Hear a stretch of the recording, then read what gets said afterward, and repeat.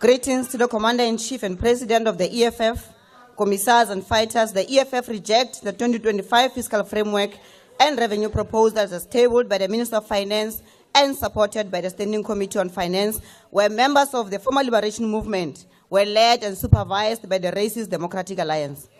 Speaker, we are standing here today for the second time to debate this fiscal framework and revenue proposal because the original report was adopted unprocedurally. We warned you, you ignored us. You allowed the House to adopt the report that was procedurally illegal despite our advice. You allowed a framework that sought to increase VAT from 15% to 15.5%, an increase profusely rejected by almost all political parties, except for the ANC, Action SA, and the so-called GNU parties. You allowed a report that places more tax burden on the working class by failing to adjust personal income tax brackets in line with inflation, effectively pushing middle-income earners into higher tax brackets without them anymore in real terms. You, Madam Speaker, presided over a House that adopted a fiscal framework report without any clear statement on whether we accepted or amended the fiscal framework and revenue proposals in violation of Section 6 of the Money Bills Amendment Procedure and Related Matters Act, Act 9 of 2009. It took the EFF to approach the Western Cape High Court to stop the VAT increase. If it were not for the EFF, South Africans would already be paying 15.5% VAT today. The people of South Africa know now, without any doubt, that the EFF is the only dependable tool in the hands of the poor and the working class. Now we are presented with a revised fiscal framework. Firstly, the Minister of Finance, having failed to increase VAT, has now imposed an increase in fuel taxes without even bringing a bill to Parliament. This tax is already in effect. It is a violation of the basic constitutional principle that no tax may be imposed without the authority of legislation. We must be very clear. We reject the fuel levy increase in its entirety. This increase in the fuel levy is not just an attack on motorists, it is a direct assault on the poor. The fuel levy is a regressive tax. It affects everyone, especially the poor and the working class, who are already under immense pressure from the rising cost of living. When fuel prices go up, transport costs increase, food prices rise, and basic goods become more expensive. In South Africa, where millions rely on public transport and informal sector trade, the knock-on effect on fuel taxes are devastating. This happens at a time when 18.2 million people depend on government for grants. The decision will plunge more households into poverty, it will increase hunger, it will erode what little purchasing power remains for low-income families.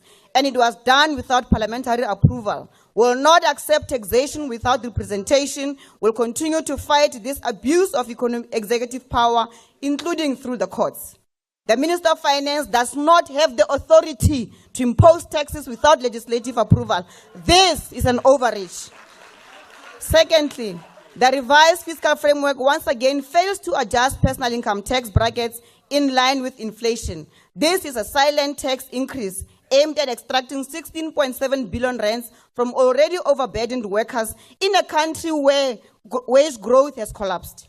Thirdly, this framework says nothing about the crisis of municipalities. Majority of them are collapsing under financial distress. Service delivery to our people has come to a standstill. This budget proposes no bailout, no solution, no response, just silence.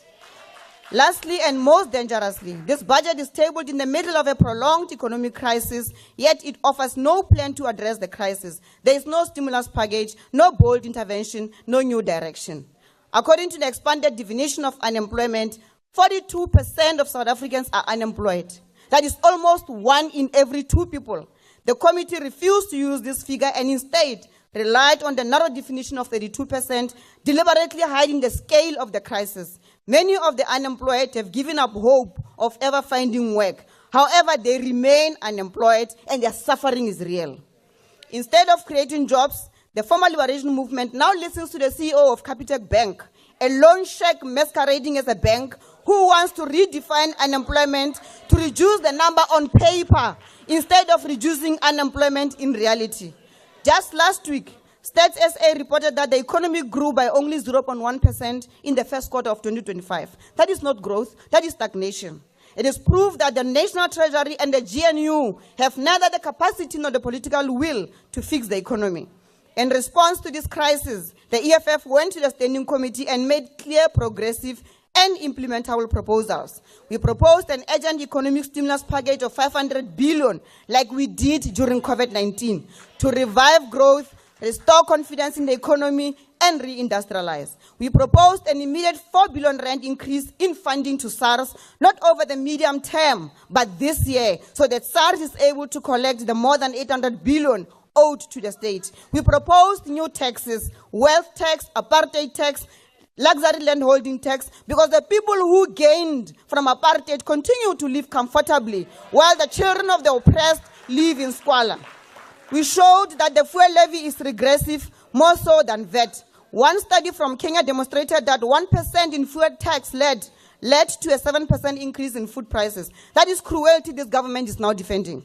But all our proposals were rejected. The GNU is obsessed with budget cuts, obsessed with pleasing rating agencies, Honourable Member, your obsessed time with reducing is up. expenditure on education, Honourable policy, Hadebe. healthcare, and social grants. We reject this fiscal framework.